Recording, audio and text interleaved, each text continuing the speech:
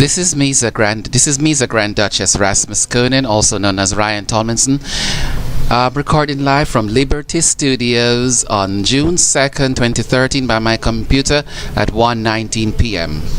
So here we are again on another Sunday afternoon. What is it that I want to say? I always say Friday for friars, those who pray originally, Saturday for saints, and Sunday for all those who want to be saved. And anybody that choose another day, goodness and blessings still come your way. Just harp on it, grieve on it, and bring it into being. Or pray on it, bring it into being. And I said again, Friday for friars, Saturday for saints, and Sunday for all who wants to be saved.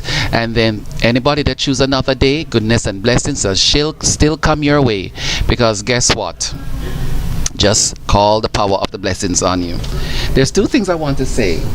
Well, I'm going to talk about crisis this week. Crisis. You know, a lot of people don't like to be in crisis. But why is crisis not a bad thing? Christ is.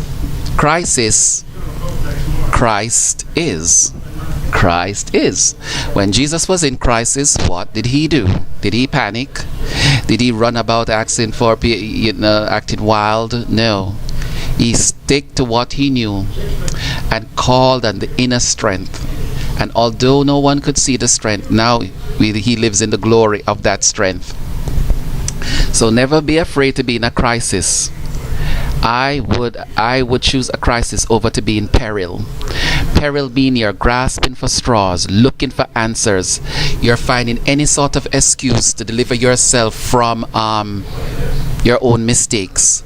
Things that you cannot control, you put a spin on it to save your own prestige, your institution, instead of simply living your crisis and accepting your crisis and correcting your mistakes. You know, darling, I am a Sunidrat, I'm a Maroon. That's my religion now, darling. So those I want to say I'm crazy. Fantastic, good for you. But today I read something from the Quran to make exactly with what I just said. It says, "Behold, ye were climbing up the high ground without even casting a side glance at anyone, and the messenger in your rear was calling you. There did Allah give you one distress after another, one crisis after another, by way of requital," right? "To teach you not to grieve for the booty that had escaped you, and for the ill that had befallen you.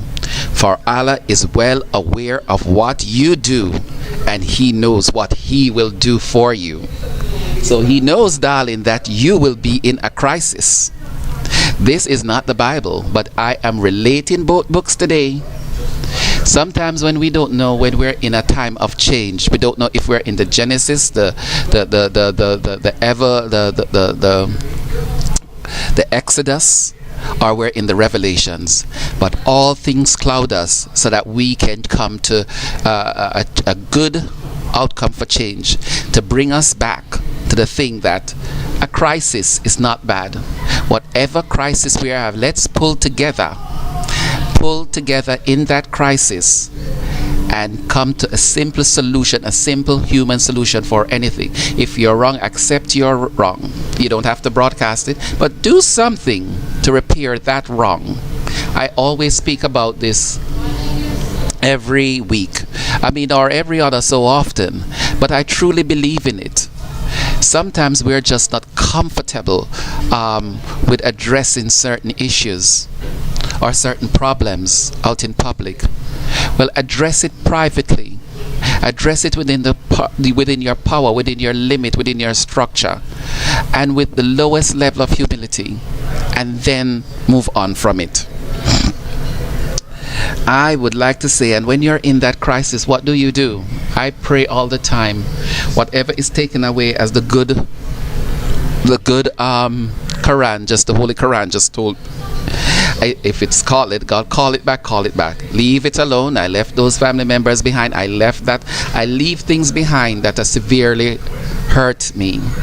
Not that I could not repair the hurt or the forgiveness, but it has been given 10 times over already.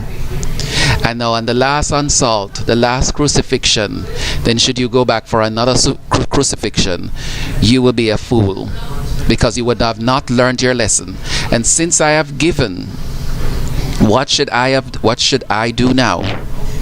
What should I do now? But move on and give them something. You are not in their crisis. They have their peril that they have to deal with, the peril of their the constancy of their action and their behavior. And so to put on a sheep's clothes and to beg for forgiveness is not enough anymore. It's enough to repair the damage, to let the person walk away and see what happens after. I'm living it. I accept it and I speak out on it, and I call on what's going to strengthen me through my crisis. And what do I give to the power? What do you do to your enemies? They keep drawing you back. They keep, as the Holy Quran said, they keep calling you back. For what? For what? They want you to live in their peril. You can't live in their peril, because you have your burdens to bear. So bear them well. Bear them without them. We bear it without anger. Try to find a way to pray away that anger, to defeat it. Find joy and happiness in nature, in your hobbies, in something, and let them go. Let them repair the damage. Let them give you back your money. Let them give you back your house. Let them say sorry. Let them do whatever it is. But something needs to be done. You don't stand in an ant's nest. Standing in an ant's nest is a crisis. Staying in an ant's nest, continued crisis. If you step out of that ant's nest, and should you be called back to stand in there, should the ants not bite you, then you would have reached a peace. But if you step back and you live in that you're living in the peril of that ant's nest. And I don't think those ants, that's a nest. They don't want your big feet in there, because you're not like them. We may look alike, but sometimes we're not all alike, and we don't all fit together, and we should be able to work together. This is the power of religion. How do we find inclusiveness and love for each other? So what do we do for our enemies? I always say, and this is what I don't do, never give your enemies the power of your mind. Let them judge your mind and your mentality for what it is, even if it's negative in their eyes.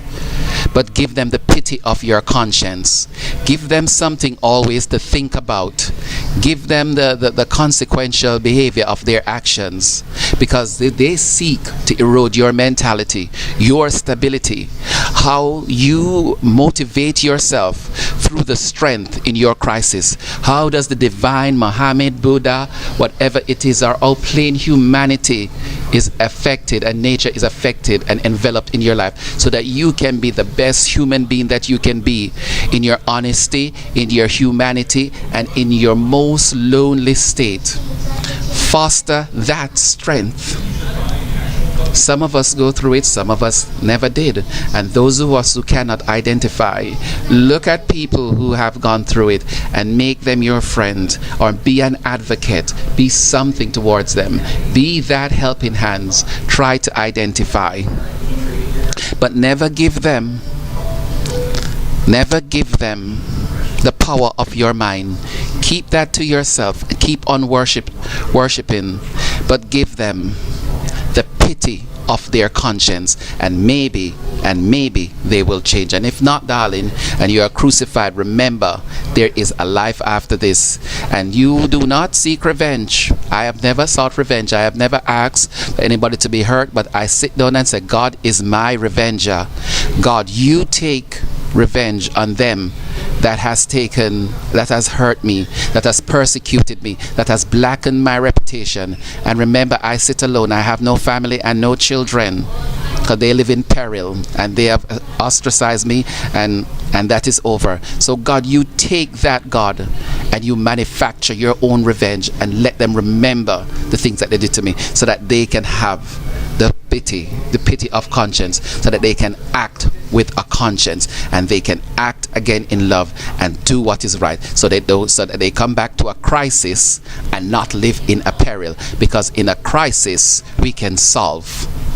A crisis we can carry our burden, and we can get an answer. This is MOHAMMEDINA Grand Duchess Rasmaskone. Have a good Sunday. Bye bye.